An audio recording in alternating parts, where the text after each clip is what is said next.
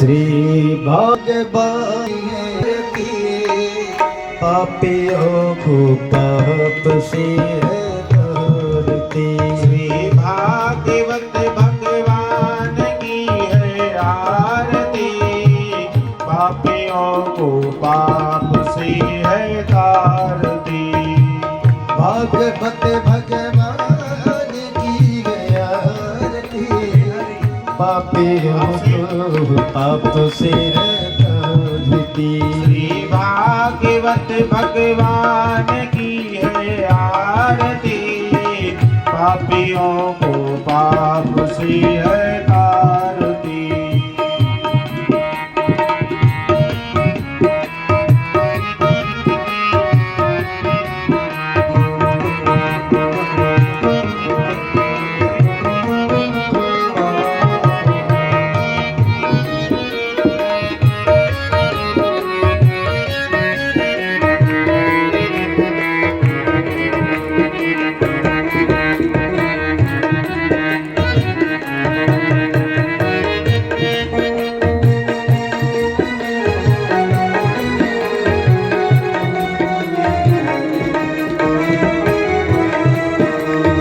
अमर ग्रंथ यह मुक्ति पंथ, ये अमर ग्रंथ ये मुक्ति पंथ, ये पंचम वेद निराला है, ये पंचम वेद निराला है। नव ज्योति जगाने वाला है, नव ज्योति जगाने वाला है। हरि नाम यही हर धाम यही, हरि नाम यही हर धाम यही, हरि नाम यही हर धाम यही, हरि नाम यही हर धाम यही। जग के मंगल के आरती, पापियों को पाप से है तारती। श्री भागवत भगवान की है आरती, पापियों को पाप से है तारती।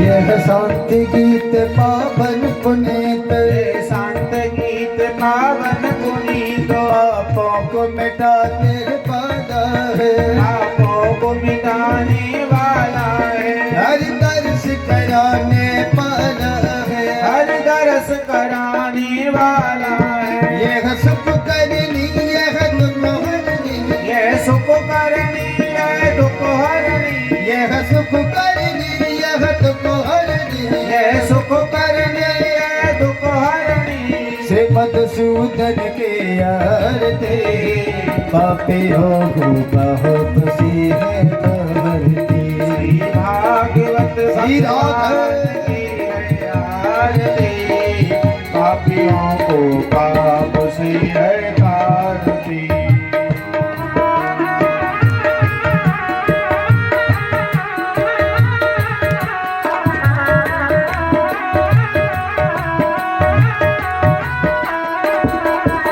हरि बोल।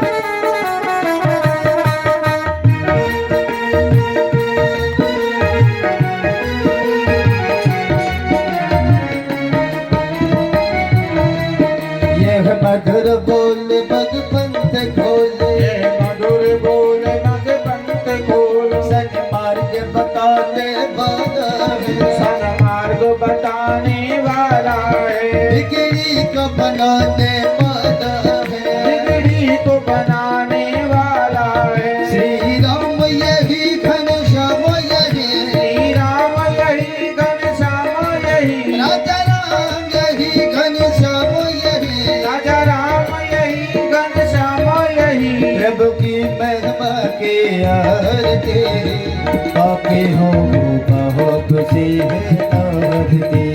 भागवत भगवान की है आरती, पापियों को पाप से है तारती। श्री भागवत भगवान की है आरती, पापियों को पाप से है तारती, पापियों को पाप से है तारती। कर्पूर गौरम करुणावतारम संसार सारम भुजगेन्द्रहारम सतो वसंतम हृदयारविंदे भवम भवानी सहितं नमामि। त्वमेव माता च पिता त्वमेव, त्वमेव बन्धुः सस्मतु देव, त्वमेव विद्या द्रविणं त्वमेव, त्वमेव सर्वं मम देव देव, त्वमेव सर्वं मम देव देव, त्वमेव सर्वं मम देव देव। बोल वृंदावन बिहारी लाल की जय हो, बोल श्रीमद् भागवत महापुराण की जय हो, बोलिए पर्वतेश्वर महादेव भगवान की जय हो, बोलो रामचंद्र भगवान की जय हो, अम्बे मातु की जय हो, बोलो हनुमान जी महाराज की जय हो, बोलो सद्गुरु देव भगवान की जय हो, भैरव बाबा की जय हो, जय जय श्री राधे, जय जय श्री राधे, जय जय श्री श्री राधे। हर जीव भक्ति करता है।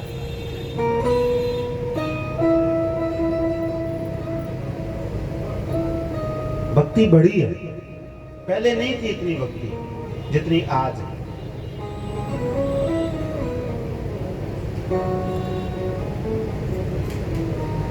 भक्ति तो हम करते हैं, जो जैसा कहता है समझाता है सुनते हैं वैसा हम करते हैं।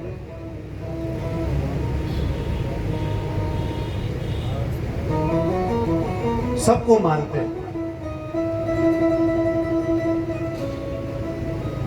पर जो भक्ति बड़ी है इसका मुख्य कारण दुख। यदि दुख ना हो तो जीव भक्ति ना करे।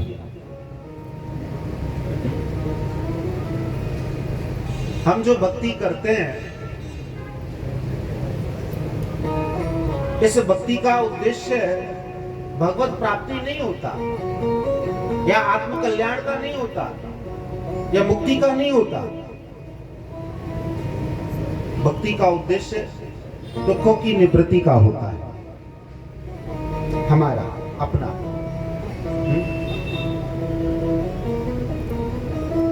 सारा कल संसार दुख रूपी विमोह का,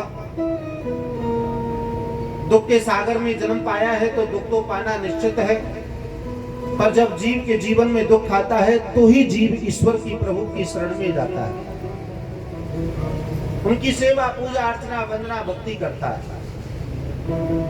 कोई राम की शरण में जाए, कोई कृष्ण की शरण में जाए, कोई भोलेनाथ बाबा की शरण में जाए, कोई माँ की शरण में जाए, कोई हनुमान बाबा की शरण में जाए। हर जीव का अपना अपना इष्ट है, वो अपने इष्ट की शरण में जाता है, सेवा पूजा अर्चना वंदना भक्ति करता है। पर भक्ति के भी तो प्रकार हैं। हम जो भक्ति कर रहे हैं ये कौन सी भक्ति कर रहे हैं, हमें इतना ज्ञान होना बहुत जरूरी है। दूसरा मार्ग है ज्ञान। भगवत प्राप्ति के लिए ज्ञान का होना भी जरूरी है।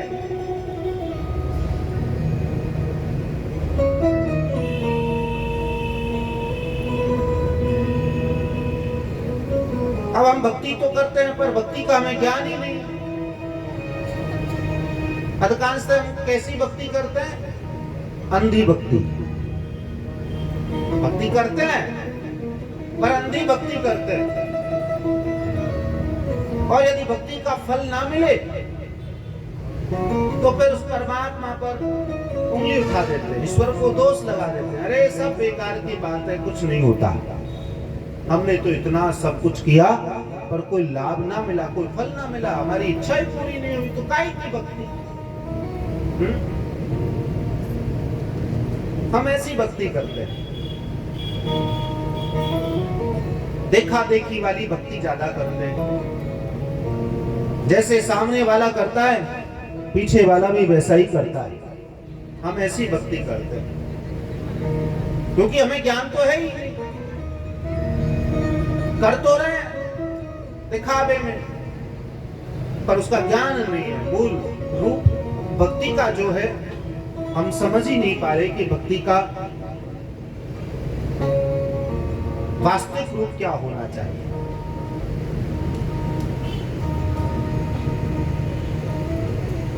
और करते भी हैं।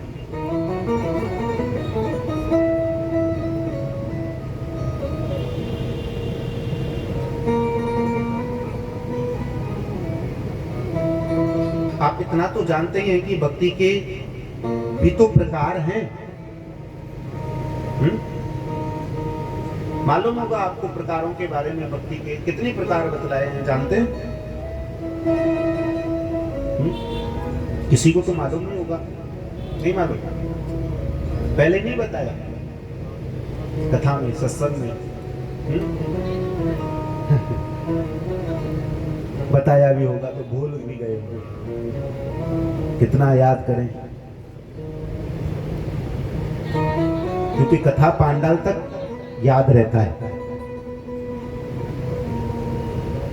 आरती हुई, जो सुना आधा गया, प्रसाद लिया और थोड़ा बहुत बचा वो भी गया। घर तक पहुंचते पहुंचते क्या कहा, क्या सुनाया, क्या समझाया, क्या बताया, इधर से सुना इधर से निकाल।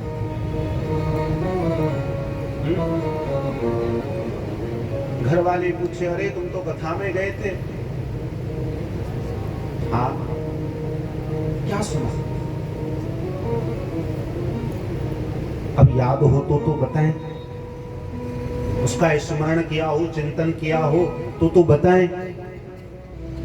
कथा की तो बात, तो शब्द भी नहीं निकले, आगे बात, उस बात को काटते हुए आगे बोले, आज तो प्रसाद ये मिला, अच्छी व्यवस्था थी, इतना सब कुछ ऐसा किया, ऐसा ऐसा ऐसा, सांसारिक अनेक प्रकार की इन बातों को लेके हम बैठ जाते हैं, पर कथा का मूल अर्थ तो हम समझ ही नहीं पाते, ना समझा पाते हैं, क्योंकि हमें उसका बोध ही नहीं रहता।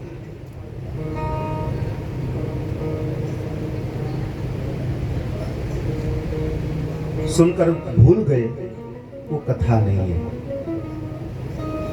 कथा का फल भी नहीं है, उसका लाभ भी नहीं है। कथा का मतलब है सुन करके हृदयस्थ करना। कथा का भाव ऐसा होना चाहिए कि सुन करके हृदयस्थ करना है।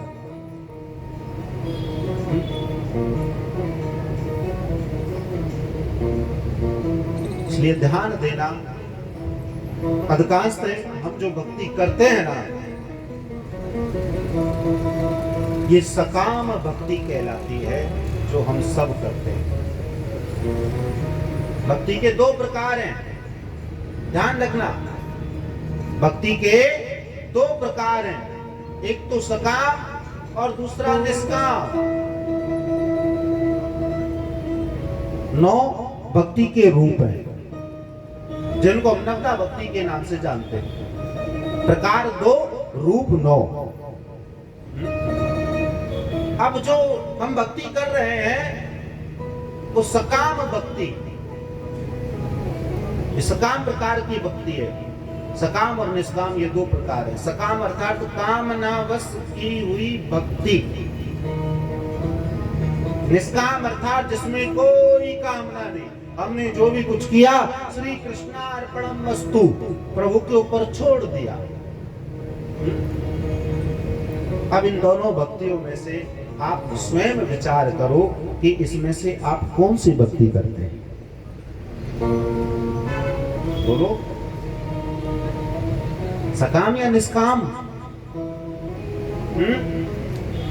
निष्काम,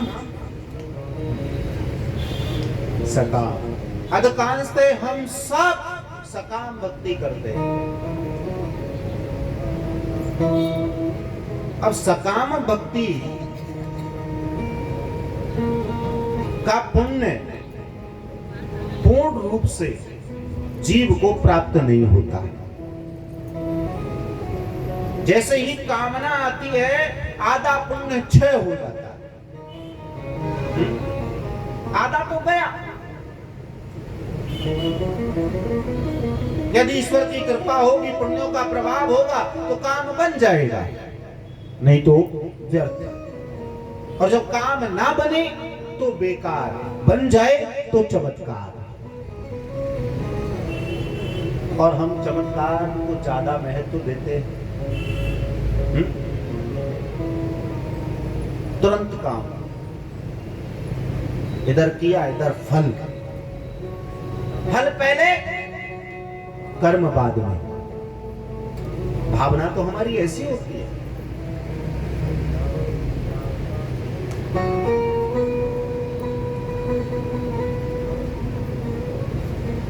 ये भक्ति,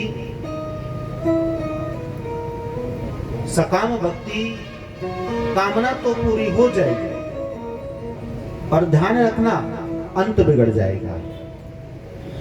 ऐसी भक्ति है सकाम। अब जीवन के साथ साथ हमें अंत को भी तो सफल बनाना है, इसलिए थोड़ी ना दिया। इस जीवन का मुख्य हेतु जानने की कोशिश करो, जो परमात्मा ने हमें इस संसार में भेजा है। हम उसे वचन दे के आए कि एक बार इस अंधकार में से बाहर निकाल दे, बाहर आते ही मैं तेरी बंदगी करूंगा, तेरा स्मरण करूंगा, तेरा गुणगान गाऊंगा। पर जब परमात्मा इतना दयालु है कि जीव को इस संसार में भेजता है ना, तो संसार में आते ही जीव उसे विसार देता है, भूल जाता है और सांसारिक कामनाओं की पूर्ति में लगा रहता है, कामना करता ही रहता है, हर स्थिति में कामना करता है। कहीं पूजा में बैठे तो कामना, मंदिर जाए तो कामना, तीर्थ यात्रा में जाए तो कामना, सत्संग में जाए तो कामना। जहां भी जैसे भी स्थिति होती है, हम वहां कामना पहले आती है कि भगवान से मांगना क्या है, हम जा रहे हैं।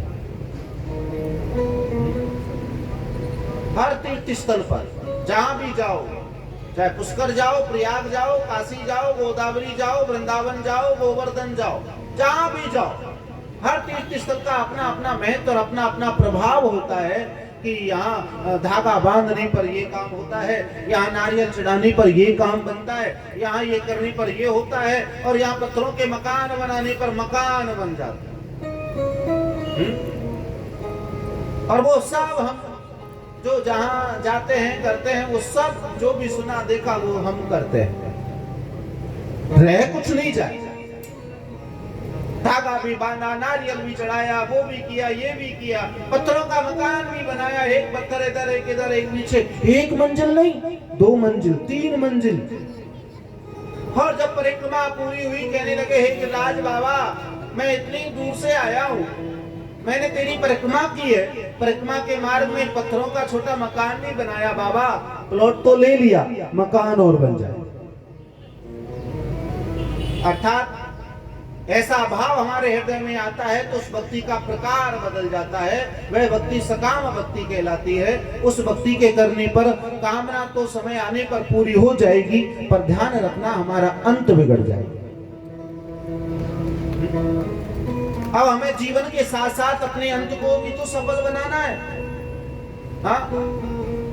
अब अंत सफल कैसे होगा? वो तभी से अंत सफल होगा जब पुण्यों को हमने संचय किया होगा। क्योंकि कामना के द्वारा हमारे पुण्यों का नाश होता है, क्षय होता है। अब मांग मांग करके पहले ही हमने भगवान से इतना कर्जा कर लिया, इतना मांग लिया, और आगे और पहले ही मांगने के लिए बैठे हैं, तो पिछला हिसाब कौन चुकाएगा?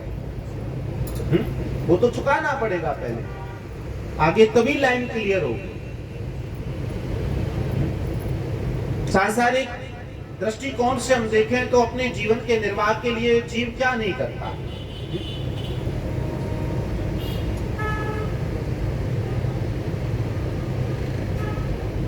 सब प्लानिंग से चलता है, कितनी कितनी प्लानिंग करते हैं, कितना सुव्यवस्थित ढंग से चलते हैं, कैसे घर को चलाते हैं, कैसे बच्चों को पढ़ाते हैं, कैसे मकान बनाते हैं, कैसे जीवन की जिम्मेदारियों से मुक्त होते हैं। धीरे धीरे धीरे करके इन व्यवस्थाओं के लिए सबसे महत्वपूर्ण होता है लक्ष्मी। हाँ, अब लक्ष्मी का भी तो बैलेंस बनाते हैं ना। 50,000 कमाए, 10,000 20,000 घर खर्च में लगाए, बाकी जोड़ा। धीरे धीरे जोड़ा, साल 2 साल 5 साल बाद इकट्ठा हुआ। अब इतने बड़े बच्चे हो गए, अब आगे जिम्मेदारियों से मुक्त होना है तो खर्चा करना है। हाँ?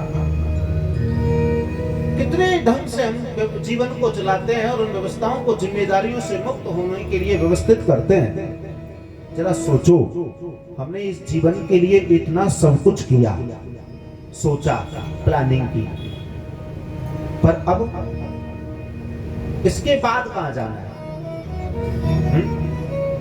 पढ़े लिखे, योग्य बने, मकान बनाया, जीवन निकलता चला गया, बुढ़ापा आ गया। अब जब बुढ़ापा आ गया, बच्चे बराबर के हो गए, प्रकृति का नियम है कि जब बच्चे बड़े हो जाते हैं तो जो पिता बनाता है, कमाता है, सब में से बंटवारा होता है। एक समय जीवन का ऐसा आता है कि जो भी बनाया, कमाया, बंटवारा होता है। सब अपना अपना हिस्सा, अपना अपना हक लेने के लिए तैयार हो जाते हैं। जिसके 2 हैं 2, 3 हैं 3, सब में से बंटवारा होता है। और जब बंटवारा होता है तो जिसने सब कुछ किया जीवन में, ज्यादा नहीं तो कम से कम एक कमरा अपने लिए रखता है। सब कुछ देने के बाद एक कमरा अपने पास रखा ताकि आराम से रह सके, आराम से जी सके। यहां से भी हमने रखा, किस लिए भाई? अब तो जीवन पूरा निकल गया, अब किस लिए? कि जो थोड़ा सा जीवन शेष बचा है ना, इसे आराम से और अच्छे से जीने के लिए, दुखी ना हो, बुढ़ापे में कष्ट ना हो। बैंक बैलेंस, सब संपत्ति बांटने के पश्चात क्या अपना हाथों में कुछ ना रखा? कुछ तो रखा। सब कुछ देने के बाद कि हमारे पास होगा तो अच्छे से खा पी लेंगे, अच्छा काम कर लेंगे, हाथों से कुछ हो जाएगा, पुण्य सत्कर्म हो जाएंगे, कुछ अच्छा कर लेंगे। नहीं होगा तो फिर बच्चों से मांगना पड़ेगा, फायदा क्या? वहां से भी हमने रखा। इसलिए इसीलिए कि जो थोड़ा सा जीवन शेष बचा है, इसे आराम से और अच्छे से जीने के लिए कितना ढंग और कितनी व्यवस्था, सुव्यवस्थित ढंग से हमने पूरा जीवन किया। और ये समय ऐसा आया, वहां भी हमने अपने आगे का सोचा। पर अब विचार करो कि अब इसके बाद बचपन तो आना नहीं है। अब स्थिति क्या है? अब तो केवल एक ही ठिकाना है और वो है मरण। इसके बाद जहां जाना है, वहां के लिए हमने क्या व्यवस्था की है? कभी जीवन में सोचा है उस बारे में?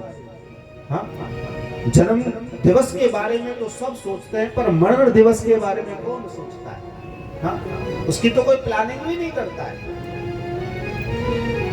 उस बारे में कभी हमने सोचा ही नहीं। पर इसके बाद जब जीवन पूरा निकल गया तो जाना तो वही है। अब जब वहां जाना है तो अपने साथ क्या लेके जाना है? यहाँ तो हमने चलो कमरा भी रख लिया, बैंक बैलेंस भी रख लिया, पर यहाँ से घर से निकलने के बाद वहां जब जाएंगे तब अपने साथ क्या लेके जाएंगे? तब वो सांसारिक कोई भी वस्तु जीव के साथ नहीं जाने वाली, ना वो मकान साथ जाने वाला, ना वो धन संपत्ति साथ जाने वाली, ना वो परिवार साथ जाने वाला। कोई भी जीव के साथ कोई भी वस्तु सांसारिक जाने वाली नहीं। खाली हाथ जीव को जाना होता है, तो अपने साथ क्या ले जाना होता है? केवल किए हुए कर्मों का परिणाम जीव के साथ जाता है कि तूने अपने जीवन में किया क्या। यही परिणाम जीव के साथ जाता है। गजब से कुछ भी न पासे होगा, दो गजे कफन का टुकड़ा तेरा लिबास होगा।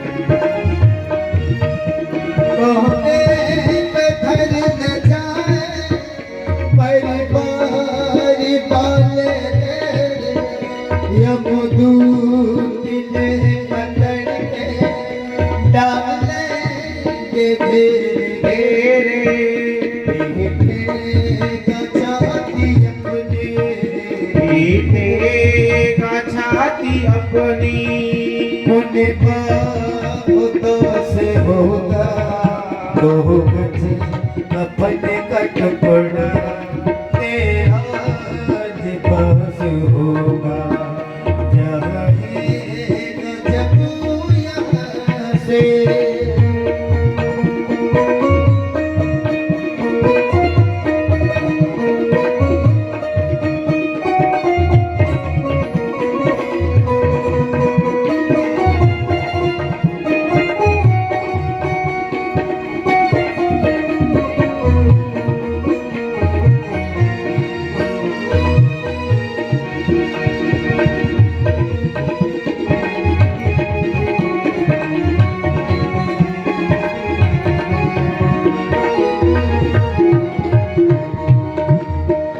चुन चुन की लकड़ियां में रख दे तेरे बदन को, आकर झट लुटा मेरे तेरे कफन को।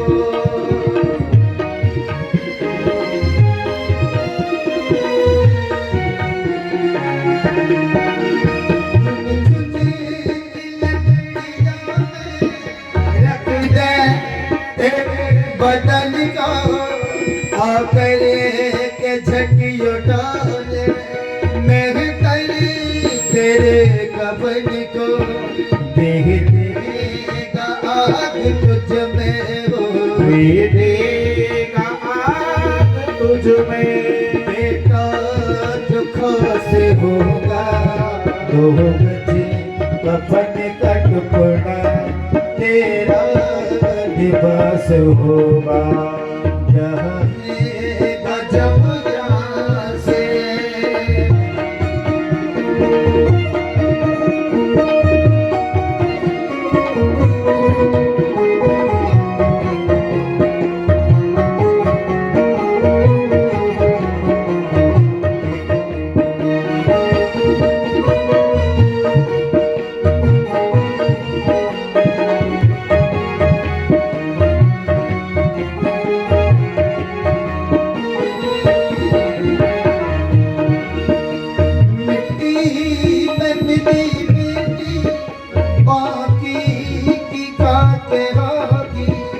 सोने सिंदे